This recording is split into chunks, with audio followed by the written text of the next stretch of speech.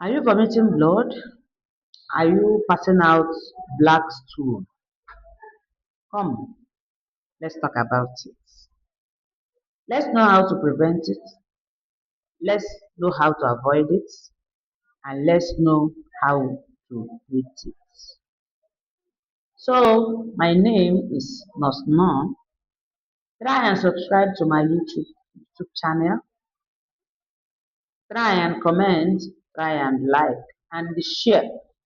So, because today we are going to go on a topic that says melena is when you pass blood carry stool, and hematemesis when you vomit blood. These are the topic we are going to go through today. And what the full meaning of it is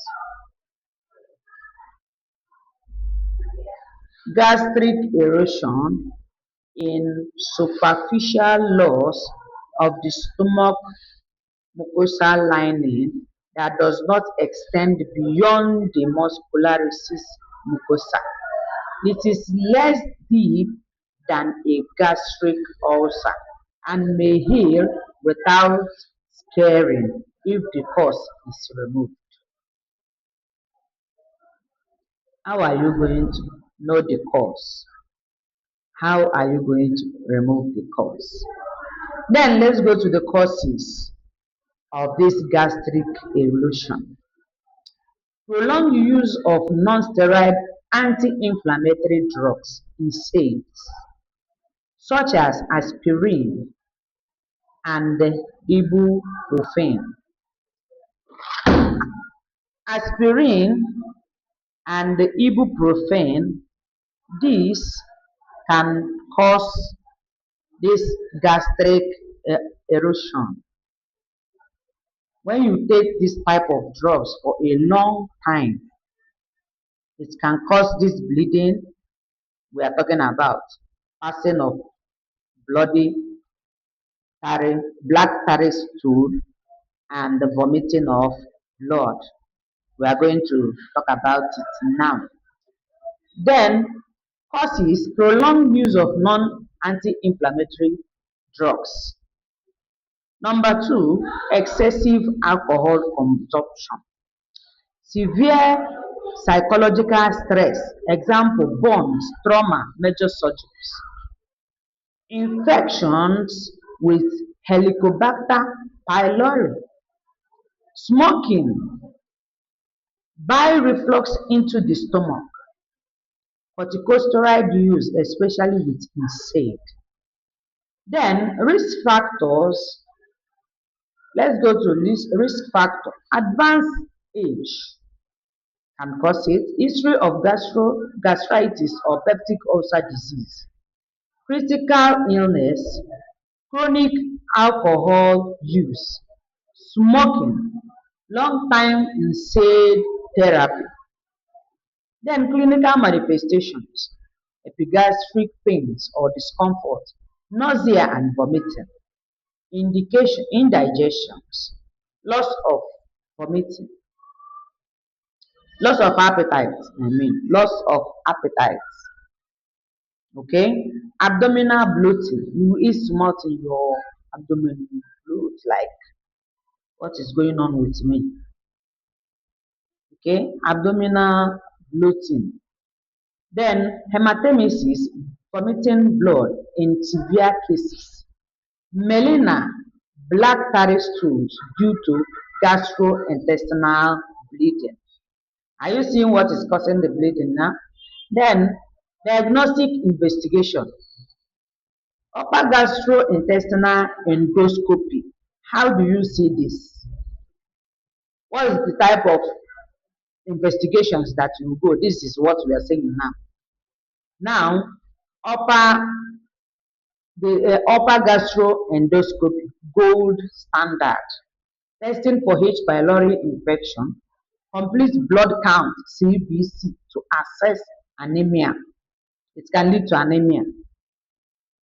to assess anemia, stool occult blood, serum electrolytes if significant vomiting is present. Medical management. We are going to medical management. Continue causative agents, example, nsaids and alcohol. Proton pump inhibitors such as omeprazole, H2 receptor antagonists such as famotidine, antacid for symptoms relief, eradication therapy for H. pylori if present, endoscopic treatment if significant bleeding occurs. So what are the managements for nursing? What are the nursing managements? How are going to assess this patient? Monitor abdominal pains and discomfort. Assess for signs of gastrointestinal bleeding. Monitor vital signs regularly. Observe for nausea, vomiting, dietary tolerance. Nursing intervention. Administer prescribed medication as ordered.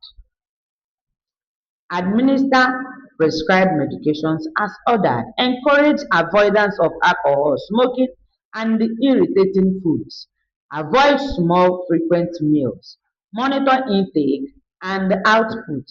Educate the patient on medications adherence. Observe stool and vomitus for blood. Here, we're going to talk about this. When you go to your patient as a nurse, if this patient is vomiting blood, if this patient is passing out blood in stool, please advise this patient to keep that stool, keep that vomitus for you so that you examine it. Because some of them will vomit inside the bucket, vomit inside somewhere, and they will not flush it out. How can you observe it as a nurse? How can you know that this stool is it bloody again? How will you know when to discharge this patient? So let them keep it for you. So when you now observe it, then you will know whether to discharge this patient or not. Then provide small frequent meal. Monitor intake and output. Educate the patient on medication adherence. Observe stool and vomitus for blood. Promote adequate rest and stress reduction. Then complications. Gastrointestinal hemorrhage. Iron deficiency anemia. Progression to peptic ulcer disease. Rarely gastric perforation if severe ulceration develops. Then patient education. How are we going to educate this patient? How are we going to educate this patient? We are going to educate our patient by letting them know how to avoid medication with nsaids unless prescribed. Some of them will go over the counter, get whatever they want, take it, and it will develop another thing that can wipe away their lives. So we educate our patients, then complete all prescribed medication. However, doctor prescribed this drug, make sure you are taking it.